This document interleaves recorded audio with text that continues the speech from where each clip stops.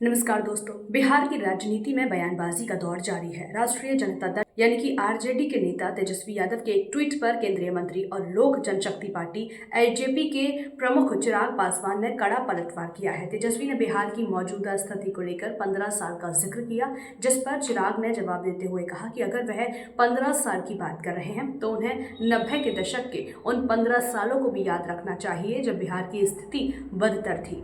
चिराग पासवान ने कहा, जब तेजस्वी यादव 15 साल की बात कर रहे हैं तो उन्हें यह भी देखना चाहिए कि उनके दल की सरकार के दौरान बिहार की क्या हालत थी।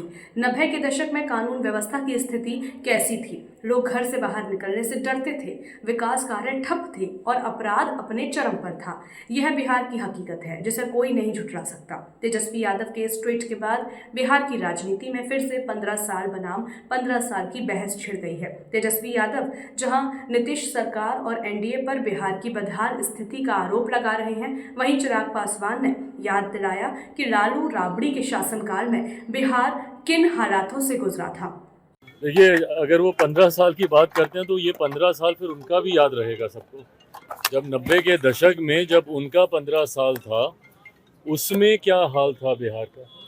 देखिए, हकीकत है ये इस तरीके के बातें करना, नेता प्रतिपक्ष हैं वो, कभी मुख्यमंत्री जी के ऊपर व्यक्तिगत टिप्पणी करते हैं, 15 साल की गाड़ी की बात करते हैं।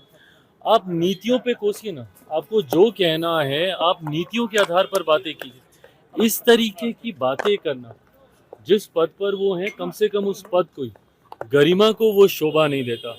बट बहरहाल मैं इस बात को भी समझ सकता हूँ कि चुनावी वर्ष है और जिस तरीके से हमारा गठबंधन मजबूती के साथ जीत की ओर अग्रसर हो रहा है, जो फीडबैक आ रहे हैं उपचुनाव के, जिस तरीके से परिणाम आए, जिस तरीके से गठबंधन के तमाम नेता एक साथ पूरे प्रदेश का भ्रमण कर रहे हैं, हर दल के सारे प्रदेश अध्यक्ष, पांचों दल के प्रदेश अध्यक्ष एक साथ बिहार के हर एक जिले में जाकर संगठन की मजबूती देने का कार्य कर रहे हैं। इन तमाम बातों से परेशानी विपक्ष को जरूर है। उसमें परेशानी उनकी और ज्यादा तब बढ़ जाती है जब उनके खुद के गठबंधन के भीतर कलह की स्थिति उत्पन्न हो रही है। जिस तरीके से कांग्रेस और राजद के भीतर बातचीत का एक अभाव अब देखने को मिल रहा है, जिस तरीके से कांग्रेस के नए प्रभारी आए, वो जिस तरीके से पहले कांग्रेस उनके सामने नतमस्तक रहती थी, इस बार संभवतः कांग्रेस उस भूमिका में शायद नहीं हो। ऐसे में ये तमाम बातें कलेक्टिवली परेशान तो विपक्ष को कर ही रही हैं और इसीलिए ये सारी बातें करना, 15 साल पुरानी गाड़ी नहीं चलेगी, ये नहीं चलेगी, ये तमाम बातें जनता के हाथ में है। जनता ने उपचुनाव में भी अपना फैसला सुना दिया, लोकसभा के चुनाव में भी जनता ने अपना फैसला सुना दिया और अब जब कुछ महीने बाकी हैं विधानसभा के चुनाव में, उसके परिणाम भी पूर्णतः एनडीए के पक्ष में आएंगे। 225 से ज्यादा सीटें जीतकर हम लोग सरकार बनाएंगे। अगर इतनी जानकारी है तो भाई बैठ जाए ना, फिर मुख्यमंत्री के साथ बताएं कि क्या चल रहा है, नहीं चल रहा है। बिना सर पैर के इस तरीके की बातें करने का कोई मतलब नहीं। और सबसे पहली बात तो इस पे किसी को बात ही नहीं करनी चाहिए।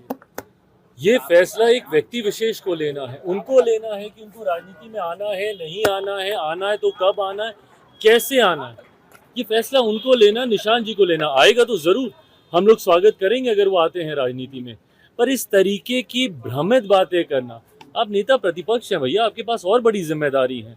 इस तरीके से भ्रम फैलाना ये कतई आपको शोभा नहीं देता। बिल्कुल हम मानते हैं कि 2025 विधानसभा चुनाव परिणामों के बाद एनडीए की सरकार बनेगी, मुख्यमंत्री जी के नेतृत्व में चुनाव लड़ेंगे और वो पुनः मुख्यमंत्री बनेंगे। ऐसी बातें कम से कम इनको नहीं करनी चाहिए, क्योंकि एक उंगली अगर ये किसी और पे उठाएंगे तो बाकी की उंगलियां इन्हीं के ऊपर उठेंगी।